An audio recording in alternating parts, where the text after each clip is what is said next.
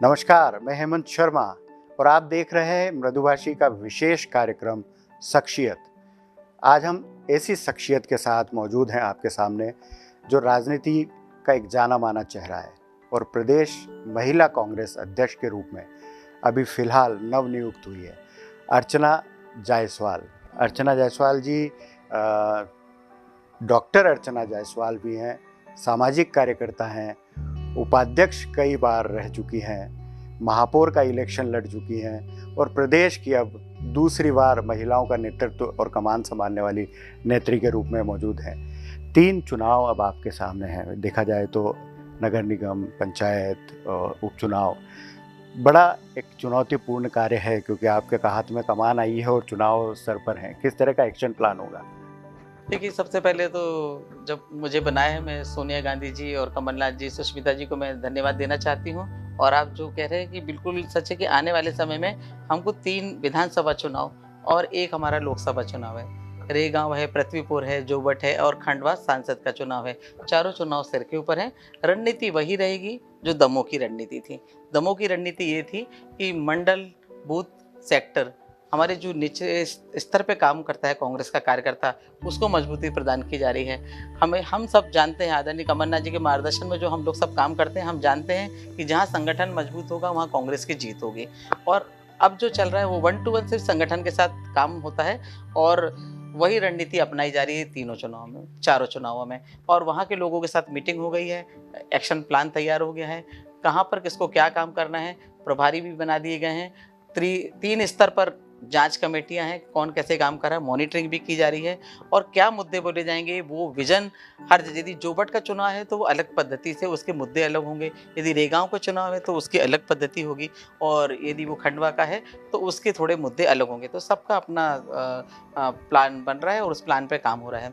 आने वाले समय में जो आप त्रिस्तरीय चुनाव बोल रहे हैं, त्रिस्तरीय चुनाव वैसे तो कभी से हो जाने थे, परंतु भाजपा को आभास है कि उसकी जमीन खसक चुकी है। यदि चुनाव कराए जाएंगे तो उसको हार का सामना करना पड़ेगा। तो वो सहारा लेके कोर्ट का, कैसे भी करके कोर्ट को मैं सलाम करती हूँ, परंतु ऐसा सहारा लेके चुनाव बढ़ाते जा रहे हैं आगे। उसके बाद आपको मालूम है 2023 का जो सबसे बड़ा चुनाव है, जिसको महासंग्राम आपकी भाषा में बोला जाएगा, वो चुनाव 2023 का है। उन तीनों चुनावों में किस तरह से रणनीति बननी है, वो रणनीति तय हो गई है। हर जिले का, हर विधानसभा का प्रभारी नियुक्त हो गया है। जैसे यहाँ विजय लक्ष्मी साधो हैं, तो कहीं पर एनपी प्रजापत है, हर जगह वो लोग दौरा कर रहे हैं और उतनी ही मीटिंग होती है। यदि मीटिंग खंडवा चुनाव की है तो खंडवा के लोग बैठेंगे, उसमें किसी की एंट्री नहीं, और खंडवा के लोगों को क्या करना है उनको दिशा निर्देश दिए जाते हैं। टिकट किसी को भी मिले, जीतेगी कांग्रेस, क्योंकि रणनीति चुस्त दुरुस्त है। ये कमलनाथ जी की रणनीति है, ये हम सब लोगों की रणनीति है और रणनीति अमली जामा पहनना तैयार हो चुका है। देखा जाए तो भारतीय जनता पार्टी मतलब बड़े निचले स्तर से अपने संगठन को मजबूत करती है। ऐसा कांग्रेस में कहा जरूर जाता है लेकिन देखने को नहीं मिलता कि वार्ड स्तर, बूथ स्तर, फिर उसके ऊपर शहर स्तर, ऐसे इस तरह से चुनाव को आगे बढ़ाया जाता है। कांग्रेस में ये कमी देखी जाती है। इस संगठन को कैसे मजबूत किया जाएगा? अभी क्योंकि इलेक्शन में संगठन काम करेगा। विगत दिनों हमारे प्रभारी आए थे, बाबरिया जी, और कमलनाथ जी अध्यक्ष जी थे। तो ये तय किया कि जब 80 बूथ का ब्लॉक होता है, एक व्यक्ति बोलेगा कि मैं 80 बूथ देख लूंगा, वो नहीं देख पाता है। ये बिल्कुल फैक्ट है।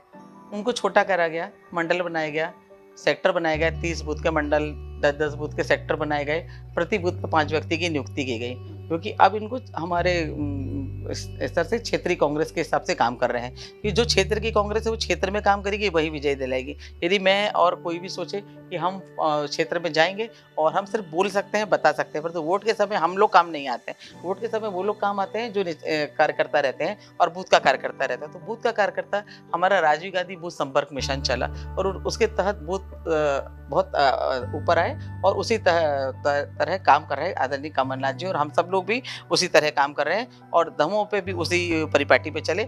ऐसा नहीं कि हम लोग भाजपा से सीख रहे, भाजपा ने हमसे सीखा है, क्योंकि हमारी पुरानी पार्टी, भाजपा तो बहुत बाद में आई, हमारी पार्टी 100 साल पुरानी है। हमारे काफ़ी संस्थान और सब जगह रहे और वो सब काम कर रहे हैं। हमारे लोगों को हम ही लोग याद दिला दे रहे हैं कि भाई इस पर्वटी में हम काम करते थे, हमारा सेवा दल होता था, ट्रेनिंग प्रोग्राम होते थे और वो सब स्टार्ट हैं और चल रहे हैं। लेकिन भाजपा मजबूत हो गई, संगठन में देखिए कांग्रेस भाजपा बिखर गई। ऐसा कुछ मजबूत होती तो दमोह कैसे नहीं जीत पाती। पूरी सरकार लग के, पूरे मंत्री लग गए, करोड़ों रुपए उन्होंने खर्च कर दिया। हमारे तो लोग चले गए उस चुनाव में, दमोह चुनाव में ब्रजेंद्र सिंह राठौर चले गए, मांडवी चौहान चली गई। इनकी कुर्बानियां व्यर्थ नहीं जाएगी, इसका बदला हम लोग लेंगे और आने वाले सभी चुनावों में विजय हासिल करेंगे। देखा जाए तो कांग्रेस की एक खासियत है कि वे मंच पर होते हैं तो हाथ पकड़ के एक हो जाते हैं, लेकिन मंच से उतरते से ही एक दूसरे को निपटाने में लग जाते हैं। तो ऐसी कांग्रेस को किस तरह से मजबूत कर पाएंगे आप? देखिए अब वो चीज़ रही नहीं मेरे ख्याल से। मैं तो स्वयं क्योंकि संगठन में विगत कई वर्षों से हूँ, तब भी देखा, अब भी देखा और आज की कांग्रेस में भी मैं हूँ और बहुत करीब से सबको देखती हूँ। अब निपटाने सुलझाने वाला कुछ बचा नहीं है। जिनको जाना था वो चले गए हैं, जिनको उनको ले जाना था उनके समर्थक भी चले गए हैं। कांग्रेस नीट एंड क्लीन हो चुकी है, स्वच्छ हो गई है और सत्य कांग्रेस थी, पहले भी थी। वो खरीद फरोख्त की राजनीति नहीं पहले भी जानती थी, अभी भी नहीं जानती है। वो भाजपा जैसी चालाक और छल कपट वाले लोगों में ऐसी अब बची नहीं है, पहले भी नहीं थी। और अब जो बची है वो सत्यता के दम पर हम लोग दमोह जीते, सत्य के बल पर ही अभी आने वाला जो चुनाव है वो नीचे स्तर पर लड़ाया जाएगा। क्योंकि आने वाले समय में कई मुद्दे हैं जो अभी मैं बताऊंगा आपको। महापौर का आपने चुनाव लड़ा, महापौर चुनाव आप हारे, लेकिन एक हारी हुई कैंडिडेट अब कितने चुनावों में विजय दिलवाएगी? देखिए हार जीत तो हर जगह चलती रहती है। एक चुनाव जब लड़ते हैं तो आदमी को पता होता है कि क्यों हारते हैं। जब तक लड़ते नहीं तो पता नहीं होता है कि मैदान क्यों। हाँ, और जब जब कांग्रेस हारती तब तब उसके बाद वो जीतती है और वो अपनी गलतियों में मंथन करती है। पहली बार ऐसा हुआ कि दमोह के जीतने पे मंथन किया गया। आप सोचिए, लोग हारने पे मंथन करते तो हम जीते कैसे? तो जीते ऐसे कि मंडल और सेक्टर के जो हमारे कार्यकर्ता थे उनका सम्मान करने अभी कमलनाथ जी जाने वाले हैं कि यही वो टीम है, यही वो लोग हैं जो कांग्रेस को विजय दिलाते हैं। इनको सीधा बस थोड़ा मार्गदर्शन दे दिया जाए। हारना कोई वो नहीं है, हार के बाद उठना कांग्रेस को बहुत जल्दी आता है और सोच समझ के खड़ी होती है और मुद्देवार मैदान में उतर रही है। तो उम्मीद है कि इस हार से भी सीखेंगे। कई बार हार के ही जीता जाता है, लेकिन देखा जा रहा है कि महंगाई और दूसरे मुद्दे जो आज की डेट में कोरोना में यदि सरकार की बात की जाए तो उसे नाकाम कहा जा रहा है, लेकिन व्यवस्थाओं की बात की जाए तो जिस तरह से कांग्रेस को जनता के बीच में उतरना चाहिए, सड़कों पे उतर के इस बात को लोगों तक पहुंचाना चाहिए, वह अभी तक कामयाब नहीं हो पाई।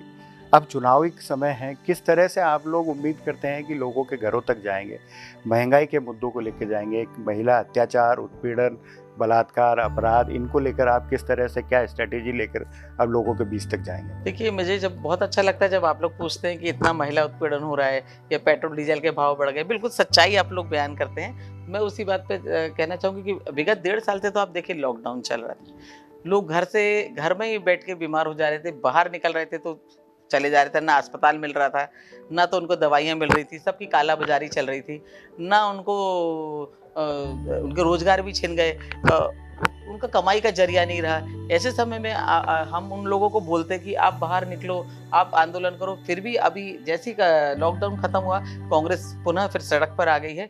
और सवाल अब हम लोग पूछ रहे हैं भाजपा से कि ये लोग जो मरे हैं कोरोना में, वो कोरोना की बीमारी से नहीं मरे हैं, ज़्यादा दहशत से नहीं मरे, जितना इलाज ना मिलने के कारण मरे हैं।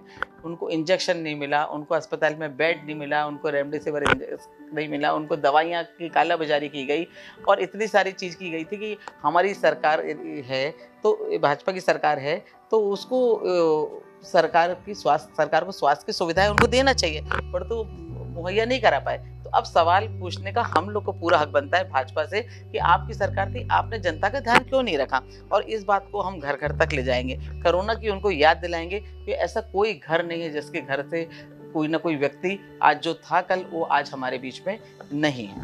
15 साल लगातार आप सत्ता से बाहर रहे, कांग्रेस जीती, जनता का सहयोग मिला, जनता ने आशीर्वाद दिया, लेकिन लंबे समय तक एक बार फिर कांग्रेस सत्ता में नहीं रही। अब फिर चुनाव सर पर हैं, किस तरह से, मतलब ये देखा जाए तो इतने लंबे समय में पुरुष जो कार्यकर्ता थे वे भी घर बैठ गए थे, जितने नेता थे वे भी घर बैठ गए थे, तो महिलाओं की बात अलग है।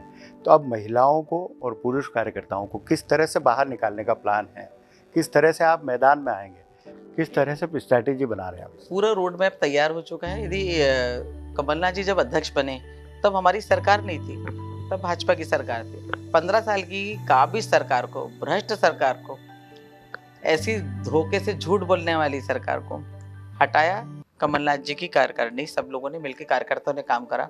15 महीने सरकार रही, घबरा गए भाजपा वाले। उनको लगा कि यदि ये सरकार रह गई तो हम कहीं भी टिक नहीं पाएंगे। उन्होंने छल कपट करा, उन्होंने खरीद फरोख्त करी, विधायकों को खरीदा। कमलनाथ जी भी सक्षम थे, परंतु हम लोग ऐसी राजनीति बिल्कुल नहीं करते हैं, खरीद फरोख्त की राजनीति विश्वास नहीं करते हैं।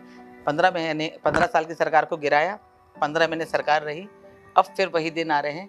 कांग्रेस का कार्यकर्ता है जो, चाहे पुरुष हो, यूथ हो, महिला हो, एनएसयूआई हो, सारे विंग हो, मोर्चा संगठन हो, विभाग हो, प्रकोष्ठ हो, सबने इस बार कमर कस ली है। कार्यकर्ता दुखी है कि उसकी मेहनत से सरकार आई थी और ऐसी छल कपट से सरकार चली गई। लेकिन राजस्थान और पंजाब के जैसे आप सुलझा भी सकते थे इस मामले को, कुनबा संभाल नहीं पाई कांग्रेस, ये भी देखिए ऐसा नहीं है, कई बार कुछ ऐसे कारण होते हैं कि नहीं हो पाए। ठीक है, अब हमारी सरकार नहीं थी, भाजपा सरकार बनी, तो उसने क्या जो वादे करे थे वो पूरे करे, तो हमको फिर याद दिलाने का समय आ गया। हम विपक्ष में, विपक्ष अपनी भूमिका अच्छे से निभाएगा, बताएगा पेट्रोल डीजल के भाव किसने बढ़ाए, गैस की टंकी के भाव किसने बढ़ाए।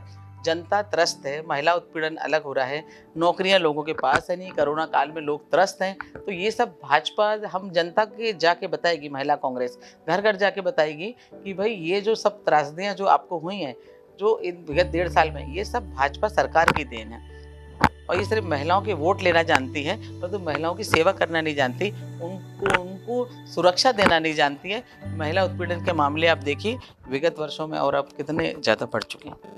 तो ये थे डॉक्टर अर्चना जायसवाल। इन्होंने बताया कि अब महिला कांग्रेस बड़ी मजबूती के साथ लोगों के घरों तक जाएगी और ये बताएगी कि भारतीय जनता पार्टी की सरकार के समय पर जो महंगाई है, कोरोना काल में जो दिक्कतें आई, जो परेशानी आई, जो ऑक्सीजन की कमी, लोगों को बिस्तर नहीं मिले, ये सारी जानकारियाँ लोगों तक पहुँचाने का कार्य करेगी और बड़ी मजबूती से आने वाले चुनावों को लड़ेगी। हम अगले फिर किसी कार्यक्रम में एक नई शख्सियत के साथ आपके सामने फिर मौजूद होंगे। तब तक के लिए नमस्कार।